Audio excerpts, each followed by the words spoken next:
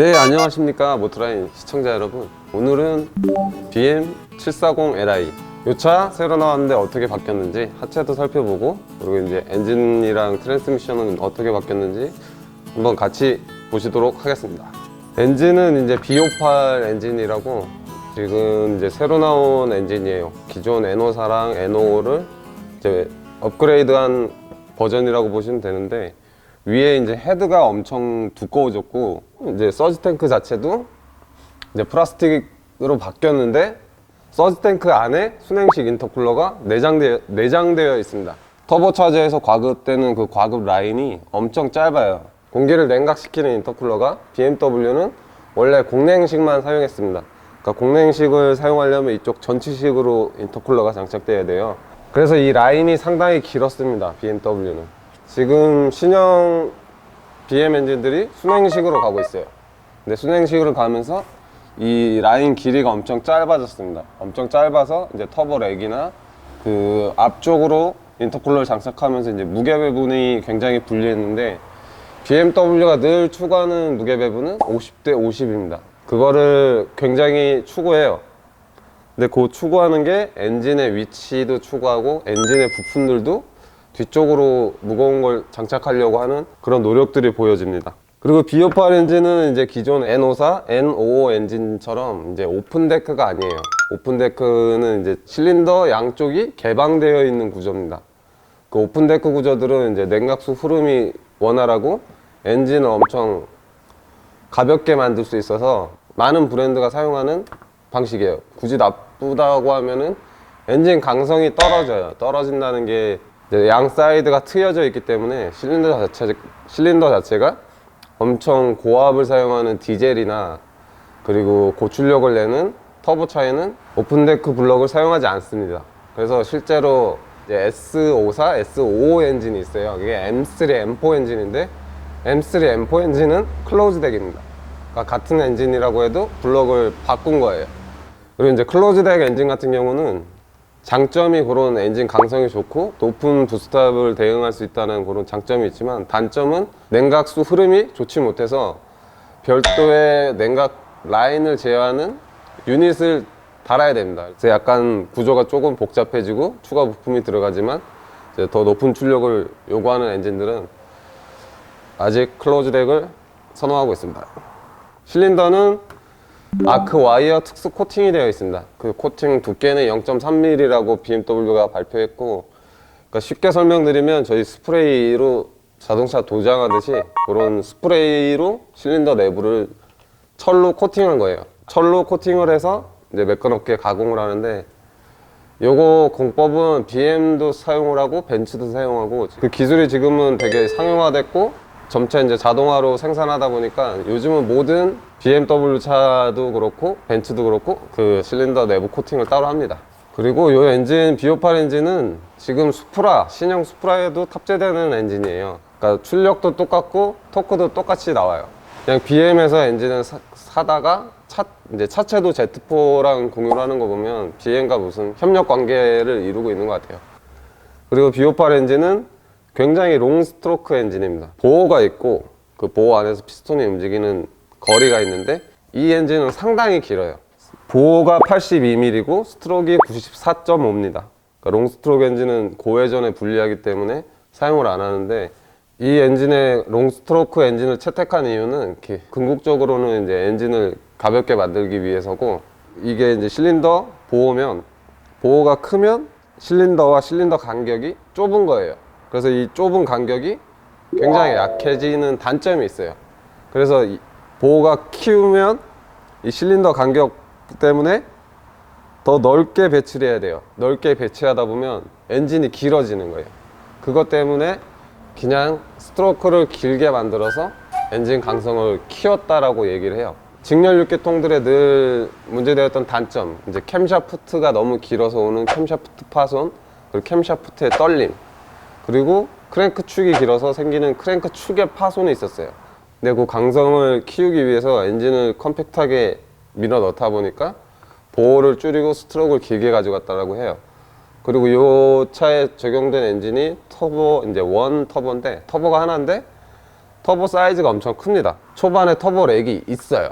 근데 그 터보 렉을 극복하기 위해서 순행식 인터쿨러를 달았고 라인을 엄청 짧게 만들고, 그래도 터보 렉 때문에 이질감이 드는 거를 막기 위해서 롱 스트로크 엔진들의 장점, 초반 토크가 굉장히 좋은 엔진의 장점으로 이 엔진은 터보 렉을 느끼기가 상당히 힘들다라고 이야기를 하고 있어요. 실제로 제가 봐도 그럴 것 같아요.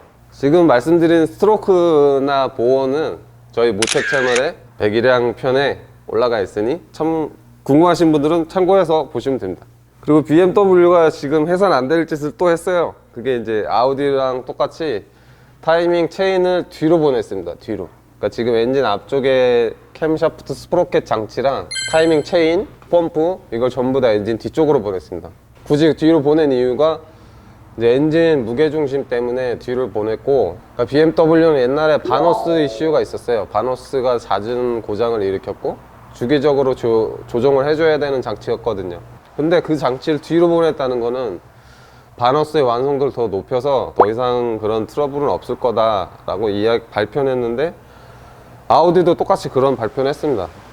타이밍 체인을 뒤로 보낼 때. 근데 그 발표와는 다르게 타이밍 체인 가이드가 파손되는 그 리콜을 했어요. 그러니까 체인이나 가이드 그쪽 스프로켓, 바너스 그쪽에 이제 살펴보려면 엔진을 무조건 내려야지 정비를 할 수 있게 된 상황이에요. 이 엔진은 좀 특이한 게 고출력을 내기 위해서 이런 이제 연료 레일이라고 하거든요.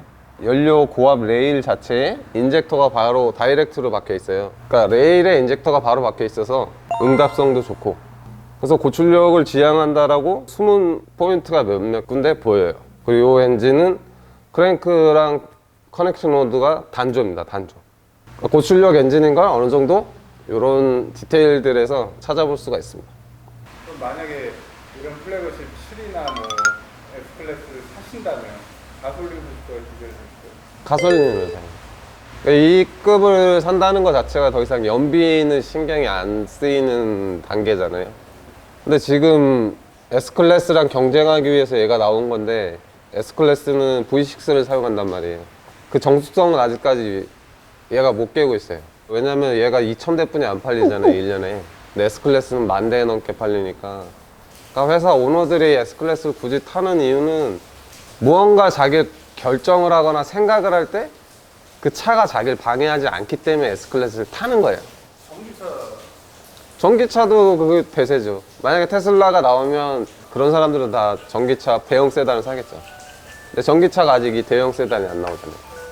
그리고 이제 살펴볼 거는 이제 고압 인젝터. 고압 인젝터가 이전 모델은 피에조 인젝터였어요. 피에조. 그러니까 엄청 고정밀 인젝터고 엄청 높은 압력을 제어할 수 있던 인젝터에서 지금은 다시 솔레노이드 밸브 방식으로 바뀌었어요. BM 발표로는 미국 가솔린 연료에 황 성분이 많아서 솔레노이드로 바꿨다라고 얘기하는데, 제가 볼 때는 그냥 원가 절감 때문에 바꾼 거예요. 그리고 터보가 좀 굉장히 큰 거, 그리고 이제 트윈 스크롤 터보를 사용하고 있어요. 그리고 블럭 자체가 강성이 높다 보니까 기존에 사용하던 부스트 압력의 20% 이상 올렸습니다. 더 많은 공기를 실린더로 밀어 넣고 있습니다. 그 넣을 수 있는 원동력은 이제 클로즈 덱, 늘 말씀드린 엔진 강성이 높아서 부스트 압력을 더 높일 수가 있었다라고 얘기를 해요. 그리고 이 엔진은 듀얼 바너스입니다. 더블 바너스. 그러니까 흡기, 배기 둘 다 엔진 회전수에 맞춰서 그 밸브가 열리는 시간을 최적화로 바꾸는 장치예요. 그리고 이 차는 밸브트로닉 2세대 모델, 그러니까 처음 신기술이 아니라 밸브트로닉이 어느 정도 완성된 그 밸브트로닉을 적용했어요. 그래서 밸브를 0.1mm만 열 수도 있고 10mm도 열 수 있습니다. 그 기술이 적용돼 있어요. 그래서 BMW는 밸브트로닉이 완벽한 상태이기 때문에 지금 스로틀 바디가 없어도 된다라고 이야기를 해요. 그러니까 스로틀 바디가 없어도 밸브에 열리는 양으로 공기량을 제어할 수 있기 때문에 회전수도 같이 조절할 수 있다라는 이론을 발표했어요. 근데 이론은 맞아요. 이론상 밸브를 조금만 열면, 그러니까 밸브에 열리는 양을 가지고 스로틀처럼 만들 수 있는 건 사실입니다. 그래서 스로틀 바디가 사실 없어져도 되는데 안전상의 문제와 자세 제어 장치나 이런 것도 문제가 될 테고, 그리고 엄청 빠른 응답성을 보여줘야 돼서 아직까지는 스로틀 바디를 사용하는 것 같습니다. 네, 지금 차 하체로 넘어가기 전에, 그러니까 그릴, 액티브 그릴이라고 하죠. 지금 엄청 그릴이 커졌어요. 이게 전자식으로 열렸다 닫혔다 하는 그릴이에요. 키드니 그릴. 그리고 재밌는 거는 여기는 이제 막혀 있는데 이쪽은 이렇게 뚫려 있어요. 그래서 여기 추가 라지에이터를 따로 장착했습니다. BM에서. 그래서 추가 라지에이터는 제가 봤을 때 순행식 인터쿨러를 시키는 장치 같고, 보통 다른 브랜드들처럼 디자인을 파괴하기 싫어서 그냥 이렇게 숨겨놓은 것 같아요. 근데 이렇게 숨겨놓은 게 굉장히 개인적으로 멋있다라는 느낌을 받았어요. 신형 이전 세대보다 이 녀석은 130kg 정도 감량을 했다라고 얘기를 해요. 이 녀석 세대부터 이제 카본이 들어가기 시작했어요. 카본은 이제 여기 보시면 여기 A필러 이 기둥 끝까지 카본으로 되어 있습니다. 그리고 B필러도 카본이고, 그러니까 필러 전체가 카본이라고 말씀드리는 게 아니고 일정 지지대는 있고 그 최종 마감하는 보강재가 카본이 들어갔어요. 그 실내 센터 패시어 그 이제 터널이죠. 변속기 터널 상판도 카본을 적용했고, 그리고 C필러도 카본입니다. 그리고 사이드 프레임 안쪽도 카본이고, 그리고 문 양쪽이 앞뒤 다 모두 완전 풀 알루미늄 문짝으로 바꿨어요. 그래서 감량이 엄청 많이 됐는데, 이제 안전상의 문제로 사이드바가 엄청 굵은 게 두 녀석 들어가 있어요. 그리고 하체에서도 이제 브레이크 캘리퍼도 그전에는 이제 철이랑 알루미늄을 약간 섞어서 사용했는데, 지금 신형은 완전히 풀 알루미늄 캘리퍼를 사용해요. 그리고 브레이크 로터도 투피스로 안에 코어, 그러니까 센터 하우징은 알루미늄을 사용해서 하체에도 기존 세대보다 15% 이상 무게를 줄였다라고 얘기를 합니다. 그래서 현가 질량이 낮아져서 전 세대보다 승차감이 더 좋고 운동성이 더 좋아졌다라고 발표를 했어요. 실제로 그렇게 바뀌어져 있는 걸 지금 같이 보시죠.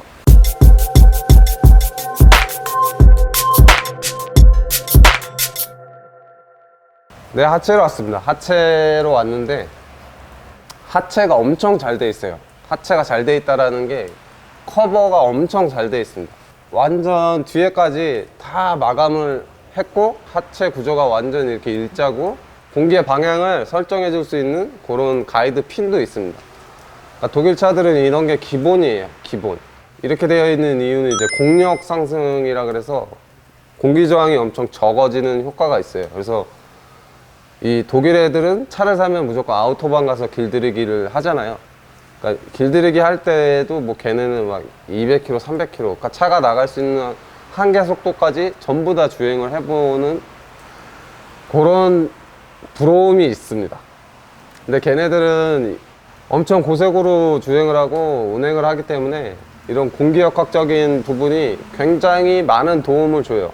실제로 이 언더커버가 있고 없고가 연비에서 15% 이상 차이가 나고 있습니다. 그리고 실제로 고속 주행 안정성도 굉장히 확보를 높일 수가 있어요. 그러니까 고속 주행할 때 공기가 부딪히면서 생기는 그런 이제 소리, 그런 잡음도 없습니다. 그리고 BM은 조금 특이한 게 이 엔진 바로 밑에 있는 커버는 굉장히 두꺼운 알루미늄으로 커버를 사용하고 있어요. 그러니까 BM은 이게 커버가 아니라 하나의 이제 보강 프레임으로 생각해서 만드는 것 같아요. 그러니까 이런 거 적용하면 이제 랠리라고 하죠. WRC 카들도 보면 이 앞쪽은 굉장히 두꺼운 알루미늄을 쓰는 이유도 이제 파손되는 문제랑, 그리고 이 판이 떠는 문제. 판이 떨면 공기가 떠는 거기 때문에 에어로도 불리합니다. 그래서 하체 이런 커버들이 상당히 높은 강성을 유지해 줘야 되는 것도 사실이에요. 하체도 역시 이제 기존 세대보다 15% 이상 경량화 실현을 했다라고 발표를 했고, 원래 스틸이 들어갔던 이런 타이로드나 이런 쇼바 브라켓 이런 것이 전부 다 알루미늄으로 바뀌었습니다. 그리고 허브라고 하는 허브 베어링도 이제 필요 없는 살 빼기 작업을 해서 굉장히 가볍게 만들었어요. 그리고 바로 뒤쪽으로 넘어왔는데, 그리고 좀 이런 보강 프레임도 굉장히 잘 돼 있어요. 그리고 하체 언더 코팅이라고 하죠. 저희 모든 브랜드가 BM처럼 이렇게 해줬으면 좋겠어요. 근데 뭐 그런다고 차는 이제 비싸지면 안 되고 이제 연료 탱크도 일자로 해서 이런 이제 커버랑 프레임이랑 그러니까 공기의 흐름에 크게 영향을 주지 않는 디자인으로 되어 있어요. 뒤쪽 머플러 커버도 완벽하게 이제 다 감췄습니다.